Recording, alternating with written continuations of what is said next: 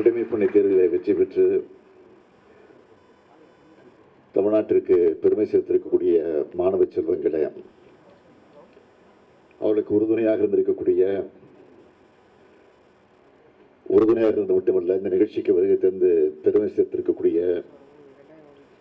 இங்கு பெருமையோடு அமர்ந்திருக்கக்கூடிய மாணவர்களுடைய பெற்றோர்களே, தொலைக்காட்சி பத்திரிகையுடைய நண்பர்களே, உங்கள் அனைவருக்கும் என்னுடைய அன்பான வணக்கத்தை நான் தெரிவித்துக் கொள்ள விரும்புகிறேன். யூபிஎஸ்சி தேர்வில் வெற்றி பெற்றிருக்கக்கூடிய உங்கள் எல்லோரையும் நான் முதல்ல பாராட்ட கடமைப்பட்டிருக்கிறேன். உங்களுக்கு எல்லாம் என்னுடைய வாழ்த்துக்களை மகிழ்ச்சியோடு தெரிவித்துக் கொள்ள விரும்புகிறேன்.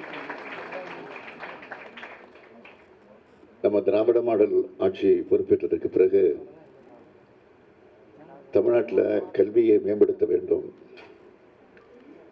மாணவருடைய வாழ்க்கையிலே மறுமலர்ச்சி ஏற்படுத்த வேண்டும் என்று நாங்கள் திட்டமிட்டோம். பள்ளிக்கல்வி, கல்லூரி கல்வியை கடந்து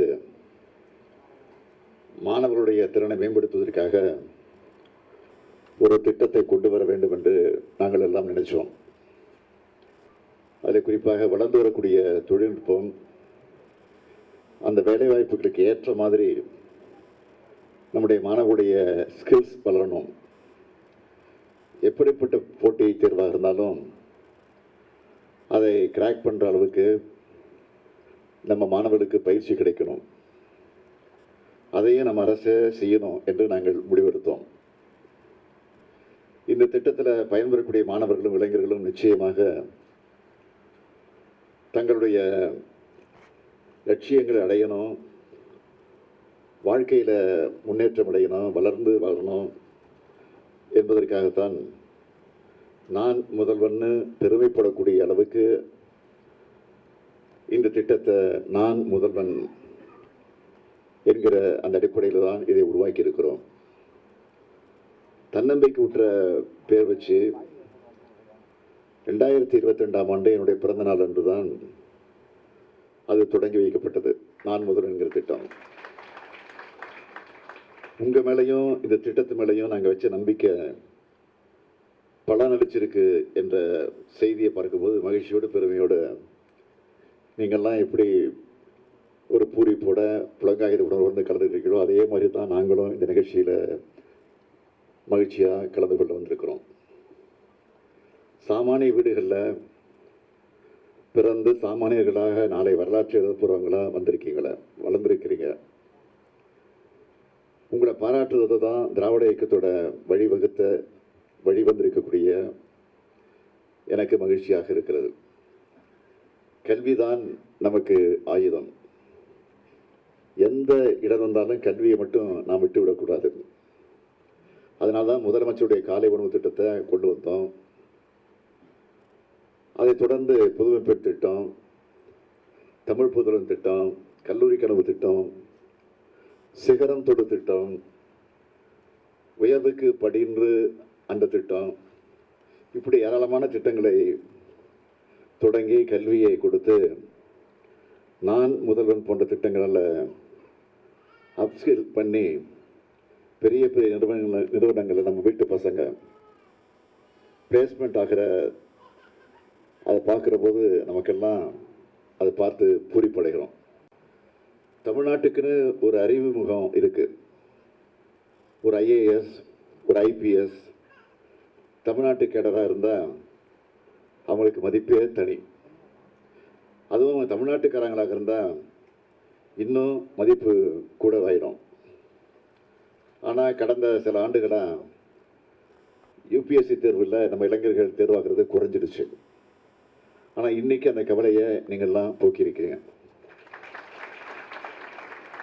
குடிமைப்பணி தேர்வுகளுக்கு தயாரான உங்களுக்கு நம்ம அரசு எப்படியெல்லாம் பயிற்சி கொடுத்துச்சு, ஊக்கம் கொடுத்துருக்கு. உங்களுடைய சுமையை குறைக்க ஊக்கத்தொகையெல்லாம் கொடுத்து உங்களில் பலரும் ஊடகங்களுக்கு கொடுத்த பேட்டிகள் எல்லாம் நீங்கள் சொல்லியிருக்கீங்க. அதெல்லாம் நாங்கள் பார்த்தோம். இதுவே இன்னும் பல பேரை ஐஏஎஸ் ஐபிஎஸ்ஸாக ஆவதற்கு மோட்டிவேட் பண்ணணும்.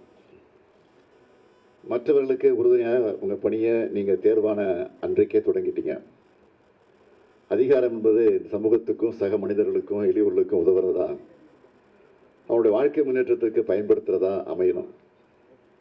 இன்றைக்கி அதிகாரம் உங்கள் கையில் நோக்கி வர இருக்கு. அதை நீங்கள் சரியாக பயன்படுத்தி கொள்ள வேண்டும். உங்களுக்கு ரோல் மாடலாக பல பேர் இருப்பாங்க. இனிமேல் நீங்கள் பலருக்கு ரோல் மாடலாக ஆக வேண்டும். அதுதான் எங்கள் விருப்பம். இன்றைக்கி செலக்டாகி இருக்கக்கூடிய நீங்கள் சிறப்பாக பணியாற்றுவது மூலமாக தான் அந்த நிலையை அடைய முடியும். என்னுடைய புது வாழ்க்கை அனுபவத்தில் இதை சொல்கிறேன். மக்களுடைய மனசில் நம்ம இடம்பெறணும். முதல்ல சமூக நீதி, நேர்மை, துணிவு ஆகியவற்றை மனசில் வச்சுக்கிட்டு ஏழை எளிய மக்களோட உயர்வுக்காக பாடுபடுங்க. இந்த மூன்றையும் மனசில் வச்சு பணியாற்றினா மக்கள் நிச்சயம் நம்ம மறக்க மாட்டாங்க. ஈன்ற பொழுதில் பெரிதுவக்கும் வள்ளுவர் சொன்ன அந்த மகிழ்ச்சியை இப்போ நான் உங்கள் பெற்றோர்களுக்கு கொடுத்துருக்கீங்க.